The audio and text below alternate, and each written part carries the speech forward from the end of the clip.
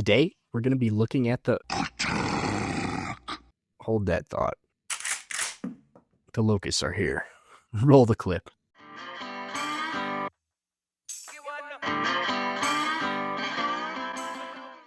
What's up, and thanks for stopping by. Today, we'll be covering our first ever assault rifle, the Hammer Buster. While great and useful in early game, the Hammer Buster tends to not be good in late game, especially on certain Vault Hunters, especially when there are better options that are obtainable pretty easily. Stick around as we break down everything you need to know about the Hammer Buster in Borderlands 2. Let's take a look at what the Hammer Buster is. This legendary assault rifle is manufactured by Jacobs, and as such, it will have an automatic built-in additive critical bonus, as well as a 15% multiplicative critical bonus. Now, in my opinion, the rifle class tends to be the worst weapon type in Borderlands 2, so don't expect amazing things from this weapon. This rifle is also semi-automatic, but being Jacobs will allow you to shoot as fast as you can pull the trigger. For those looking for more of a spray and pray weapon, this gun is not going to be for you. It really shines in medium range combat due to its subpar handling, and specifically hitting critical shots. The Hammer Buster boasts better than average damage when compared to other Jacobs rifles, so keep that in mind.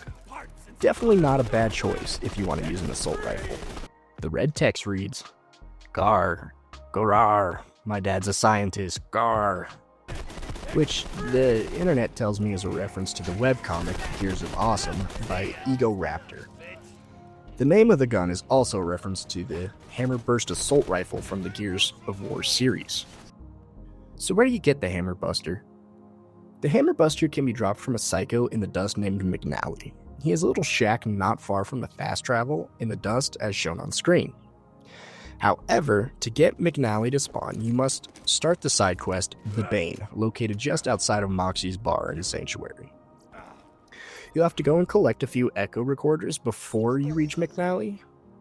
You may notice that McNally has some sort of utensil shoved in his ears as well. If you've ever used the Bane, you know why.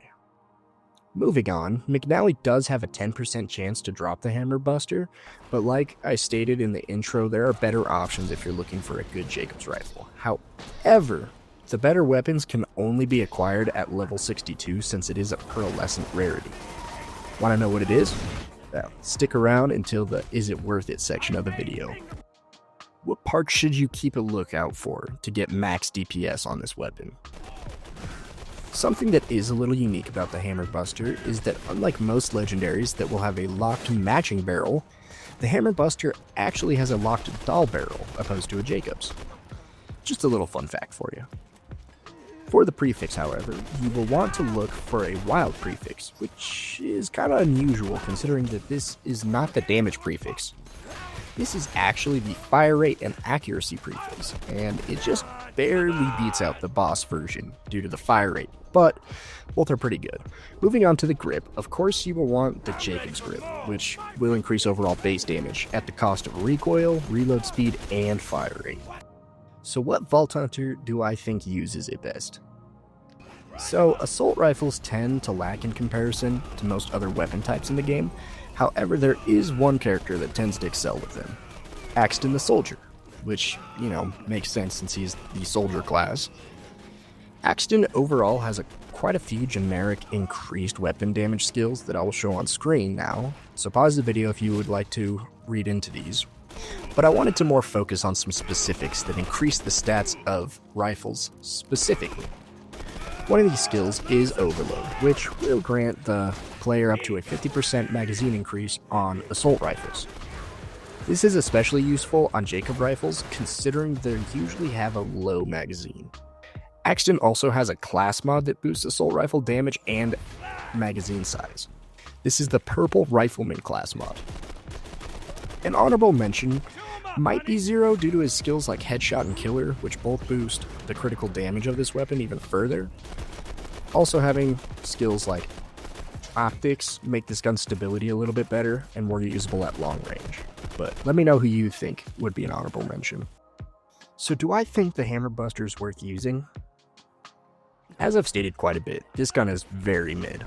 While it isn't terrible and will 100% work well in your first couple of playthroughs and will also be usable during the later states of the game, but it also isn't just one of those top tier weapons that is just gonna blow your mind. I would say to go out and try it, specifically on Axton. It is very fun. There are better options though, such as the Becca Jacobs rifle. Now, this weapon is a pearlescent, so it will not be available until level 62 and will not drop in some DLCs since it is a Generation 2 Pearl. If you're looking for a good Jacobs rifle, I would suggest getting the Becca over the Hammer Buster once you can. But until then, the Hammer Buster isn't a bad choice considering it doesn't require any DLC either. And that's going to cover everything that you need to know about the Hammer Buster in Borderlands 2. If you enjoyed the video, leave a like and let me know. If you haven't subscribed, you should do that too. Let me know in the comments what you think is the worst weapon type in Borderlands 2. With that, I will see you guys next time. Happy hunting.